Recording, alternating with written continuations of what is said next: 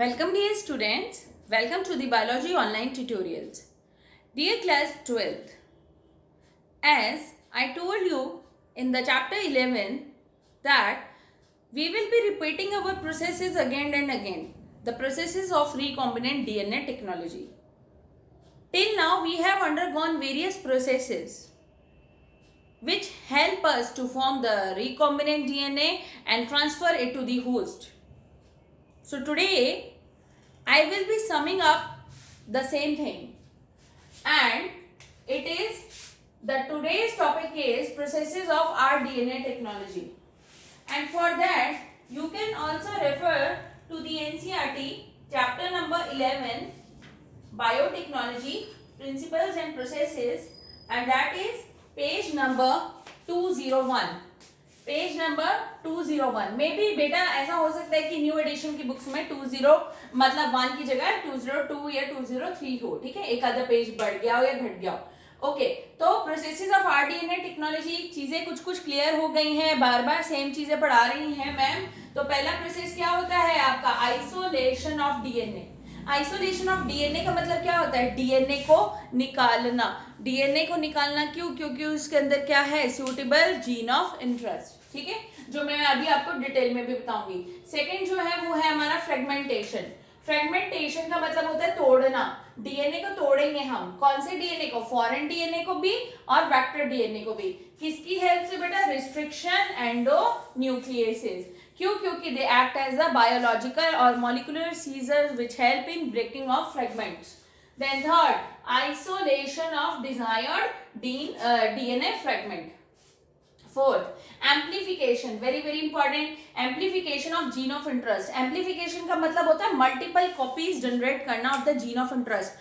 After all, जो भी biotechnological product हम यूज करने बनाने वाले हैं for the welfare of humankind, तो it is for all the humans, whether rich or poor, from any caste, black or white, it is available to all. ठीक है ना? तो उसके लिए हमें मास प्रोडक्शन करनी पड़ेगी. इसलिए हमें क्या करना पड़ता है बेटा? Amplification of gene of interest. Next, ligation. Ligation का मतलब होता है जुड़ना. Ligation of DNA fragments into the vector. Sixth, insertion of recombinant DNA into the host. अब रिकॉम्बिनेंट डीएनए बन गया था जो कि जुड़ गया था. कैसे? Foreign DNA with the vector. Recombinant DNA बन गया. अब हम उसको किस में डालेंगे? होस्ट में. Next, culturing of the host cells. Culturing का मतलब होता है ग्रो करना on a suitable medium in large scale. अभी ये सारे मेथड्स मैं आपको डिटेल में कराने वाली हूँ. Next, extraction of desired gene product. ठीक है ना? जो डिजायर्ड जीन प्रोडक्ट है उसको एक्सट्रैक्ट कर लेंगे. And the last process is downstream processes, processing of products as a finished product. हम क्या निकालेंगे? एक फिनिश्ड प्रोडक्ट निकालेंगे. फिनिश्ड का मतलब क्या होता है? जैसे हम मार्केट में गोल्ड लेने जा रहे हैं तो आप रो गोल्ड तो खरीदेंगे नहीं. सुंदर सुंदर जो हमारे गले में, हाथों में है ना, सज सके, तो वो एक फिनिश्ड, एक चमकीला प्रोडक्ट लेंगे. ठीक है ना? सिमिलरली आपको जो मार्केट से अगर वैक्सीन मिल रही है तो वो बेटा एक as a finished product available हो. ठीक है ना? एंड बहुत सारे ह्यूमन ट्रायल्स के बाद ही आपको अवेलेबल हो. अब जैसे हम कोरोना वैक्सीन को फाइंड आउट कर रहे हैं तो उसके लिए बहुत सारे ट्रायल्स चल रहे हैं, कभी जानवरों के ऊपर, कभी माइक्रो ऑर्गेनिजम्स के ऊपर, फिर ह्यूमंस के ऊपर. तो तब भी उसके बाद वो एज अ फिनिश्ड प्रोडक्ट आपको दिया जाएगा. And process is downstream processing. तो अभी इसी प्रोसेसेस को हम डिटेल में करेंगे. तो सबसे पहले हम स्टार्ट करते हैं with the isolation of DNA. Okay बेटा? हाँ जी डियर स्टूडेंट्स, तो हम करेंगे अब isolation of DNA with suitable gene of interest. With suitable gene of interest. ठीक है जी? अब ये सबसे बड़ा चैलेंज है हमारे लिए कि एक डीएनए को ऑब्टेन करना with the suitable gene of interest. Why? Because DNA is found inside the membranes of the cell. ठीक है ना? जो डीएनए, जैसे सपोज करो हम बात करते हैं, एक हमारे पास प्लांट सेल था.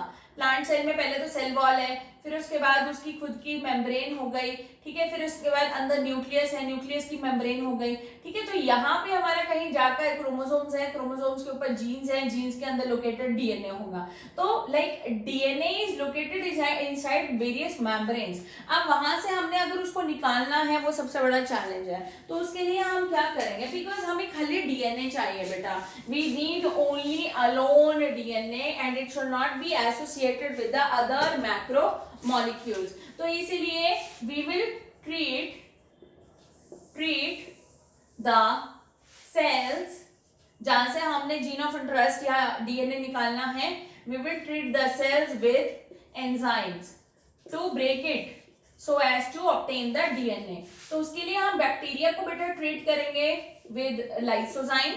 ये इंपॉर्टेंट चीज है, ये आपको मल्टीपल चॉइस चीजों में आ जाती है। बैक्टीरिया को हम ट्रीट करेंगे लाइसोजाइम से। प्लांट सेल को अगर हमें ट्रीट करना है तो हम ट्रीट करेंगे सेलुलेज से। Why?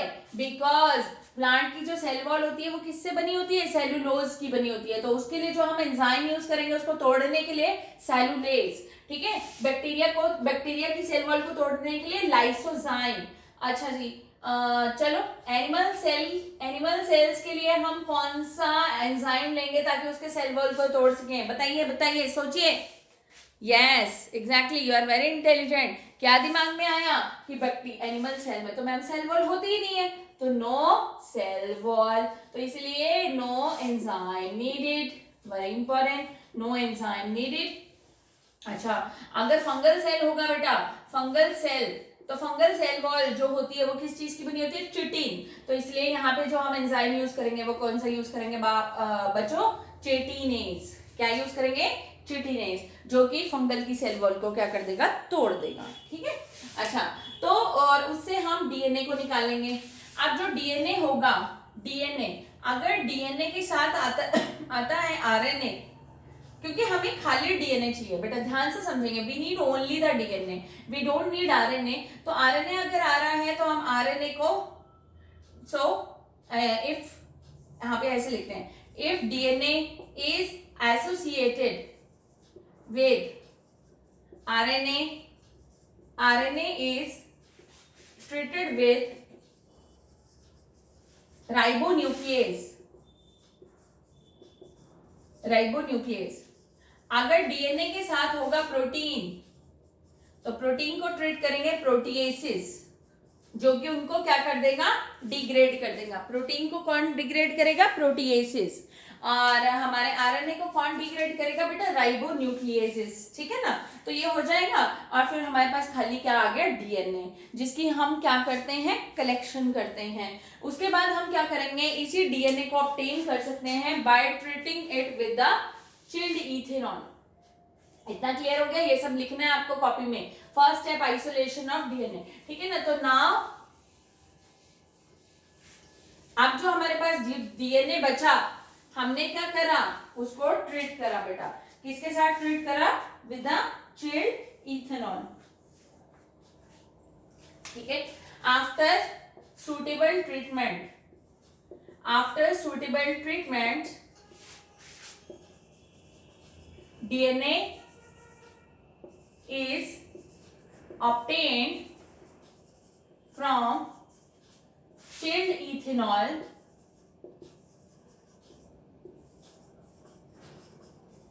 in the form of fine threads।